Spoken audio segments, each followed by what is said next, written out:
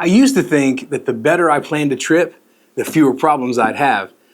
Well, it turns out I was wrong. Every adventure ride looks great on a map. And the problem is that maps don't get tired, they don't deal with weather or stress. Today I want to show you how I plan trips without letting the plan ruin the ride.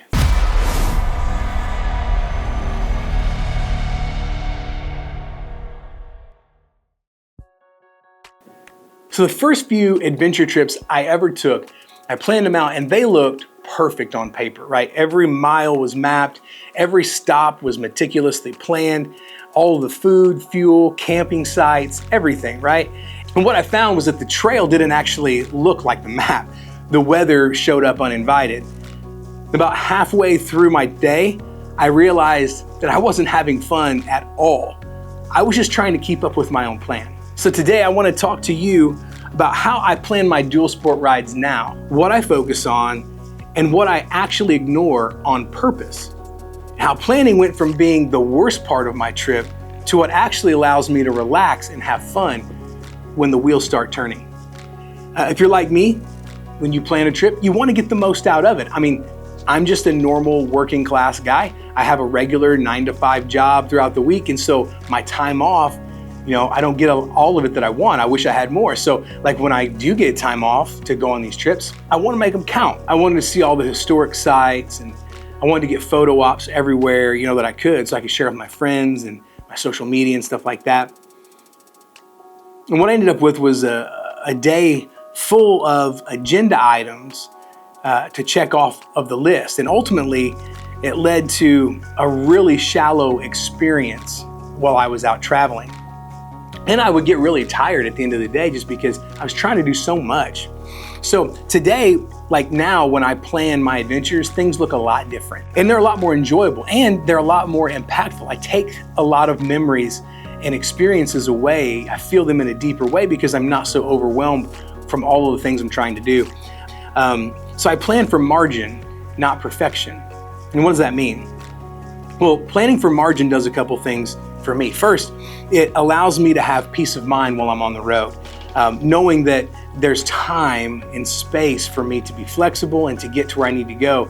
I'm not constantly racing from point A to point B when I'm on these trips. Now, don't get me wrong, I like to race too, and there's a time and a place for that, but the kind of trip I'm talking about is not like a race trip like I would do the 24-hour of Appalachia or the Hooligan 100. Like I'm talking about a multi-day camping trip or a rally where you're going and you're traveling to a set location and you're riding off for a day. You're really not racing at that point. Like what you're doing is you're trying to experience something new, right? A new adventure on the road. The key for me, the takeaway for me with this was make room for the experiences, and I'll keep coming back for more of them. I have my whole life to go and experience this country and the treasure that's out there, I don't have to experience it all on my first time. There are 4 things that I always do. The first is I plan for my fuel range and the bike that I'm going to ride. So depending on what I'm riding, I'm going to make sure that where I ride in a day, my bike can comfortably make that trip, okay? Or if we're going to do a lot of street riding, I just want to make sure that I have gas stations somewhere around. But let's be honest, majority of places in the United States you ride, you're never further than a half an hour from a gas station.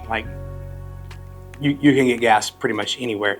And I've been to some pretty remote places. But the big part is planning out, if you're on a multi-day trip, how far can you go on your tank of fuel? So if I'm taking my Pan America, which got a 220, 260 mile range, that's going to be a whole lot different planning than if I'm riding my 300 KTM, which has a 70 mile range. Having a plan for your fuel allows you to not be so stressed out and have that anxiety of, am I going to be broken down in the middle of the woods somewhere and have to hike for 4 or 5 miles to get gas or get help. The second thing is daily distance, how far is too far? I always plan that out. And it's going to be different, I think, for every rider. Especially if you're new, you may not actually know like how far can I go in a day comfortably, but I can tell you for me, when I'm planning an off-road ride, like you would do like on a BDR or like the Trans-America Trail, I found that like that 125 mile range was kind of my sweet spot, to where I was tired, at the end of the day, but it wasn't so much that I couldn't recover with a good night's sleep. So I know some guys like I ride with who are really, really young. Well, they're young, they're way younger than me, and they're also pretty fit. Those guys they have no problem riding 180 miles of off-road a day. That's just not me. I can do it for a couple days, and I could probably do a BDR at that pace. I could probably do it for a week. I'm not gonna enjoy it. I will enjoy the first few days and the camaraderie, but like my body is gonna get beat up pretty bad. For you, you're gonna wanna ask that question as you're planning. And if you don't know it, that's okay. Why don't you do this? Just start with 100 miles. Say, I'm gonna plan out 100 miles of trail, ride that and see how you feel. See if when you wake up the next morning, if you recover from that or if it's too much. You may have to scale back a little bit, or you might find, yeah, I feel great, I can push it up a little more like I did. Either way, the important thing is to be inside of your comfort zone for that trip. The third thing I always like to plan for are bailout options. And like, this seems self-explanatory, it seems like a common sense thing, but man, what I have learned is there is so much ego in the among riders in the ADV world. And I'm just gonna say this, like, there's no shame in turning around. Like, sometimes you're gonna find yourself, if you ride and do this long enough, you're gonna find yourself in a situation that's like at best it's sketchy, and like at worst it's actually probably pretty dangerous. And there's no shame in turning around, like saying this obstacle is something I'm not comfortable with. And that's why it's important to have bailout options. It's important for you to know, like, if I have to turn around, where do I go to get back to the trail, like to get back to the track I'm trying to get onto? How can I work my way around these obstacles? So having a plan for bailout options is important, not only for obstacles that might be above your skill level, but also just for planning in your day. If you had an accident or a flat tire, or if you're riding in a group and somebody gets sick in the group and you end up having to take a detour around the trail, you need to know where those detours are and like how you can utilize those to reduce stress and reduce pressure on your day. So bailout options are always something that I plan for every trip. And the last thing that I always ask myself when planning a trip is, what is the goal for the day? What is the one thing that I'm wanting to accomplish today? Because there may be lots of things I want to do on a trip every day. Like I'll have maybe 4 or 5 things I want to do, but every day has one goal, like this one thing I have to do before the day's complete. And I try to make that achievable. But I think there's a lot of wisdom in when you start off planning a trip to have some type of goals to reach for. It could be something as simple as you want to take a picture at this landmark. Like me and my dad a couple of years back, we went out west on a road trip and we rode through Beartooth Pass and we went down to Moab and came back through the Rockies. And one of the goals that I had was I wanted to summit Pikes Peak, but we were there we were late in the year. And so there was snow up there and it was kind of gnarly. And, what I found, I was able to summit, but it was not easy. It took my heated gear. It took me a long time to get up there. There was ice and snow. And there was a lot of people parked on the side in the parking lots that didn't make it to the top. But it was my goal. And so no matter what, I was going to accomplish that day.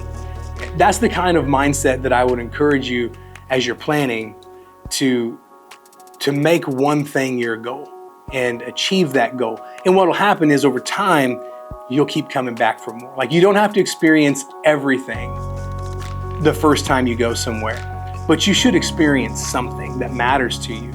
And that's how that adventure keeps coming back around. Like, you'll find a way to get back there and experience more. So first thing that I absolutely avoid at all costs is trying to hit time frames on my adventure trips. I don't operate in hours and minutes when it comes to planning for breakfast, lunch, dinner, fuel, meeting at trailheads, setting up camp. It's almost like I try to avoid looking at my watch and my clock. I go by what my body tells me and what the sun allows me to do. I feel like it adds unnecessary pressure. And let's be honest, if you've ever been on an adventure motorcycle trip, your time frames never work anyway. Like, you know, you're always an hour or two behind coming through a trailhead. So I just found that it's best to leave it alone and never even look at it. The second thing is I don't ever plan an exact campsite. I know I have a plan for camping. Like, I know like maybe days 1 and 2 of this trip, we're gonna do like dispersed camping in a national park or something. And then maybe day 3, we're gonna get a hotel, and maybe day 4 or 5, we're gonna look for like some kind of a state campground where we can get firewood and stuff like that. I have a plan for camping, but I never book the campsites before I go on a trip, because then that locks me in to have to be aware of that time frame I was telling you about. In all of the years, in the hundreds and hundreds of nights that I've camped and traveled, I've never not been able to get a campsite. There's always something within a 10 or 15 mile radius of where I'm at that I can sneak into. I can find a campsite. And you know, there's tons of places that if you're on a bike and you come in late and they don't have a campsite, they'll just let you set up in the yard. Like, there's no need to be stressed about where you're gonna lay your head when you're out riding. And the third thing that I avoid is the ideology that I have to ride every mile of a track in order to complete the track. I know that this probably makes me not a die-hard rider, and that's fine. But I've found that I'm there for the experience more than I am to say I've ridden every single mile of this trip. And if I need to do a little detour to get to a campsite because the day's running late, that's fine with me. It doesn't take away from the accomplishment or the experience that I'm having. So I just try to avoid the ideology or the mindset of, if I don't ride every mile of this, I didn't really complete the trip, you know? So at the end of the day, the goal isn't to ride the plan.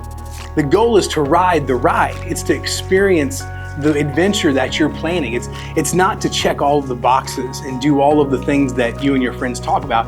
It's to experience the things that are in front of you when you're out there on your adventure. Don't wait until the planning is perfect before you go, because it never will be. You kind of learn this stuff by riding, by adjusting, and then doing it again and doing it a little better the next time. It's a process that you learn as you go. So I hope this video has been something that's helped you and encouraged you to just start somewhere. Start somewhere.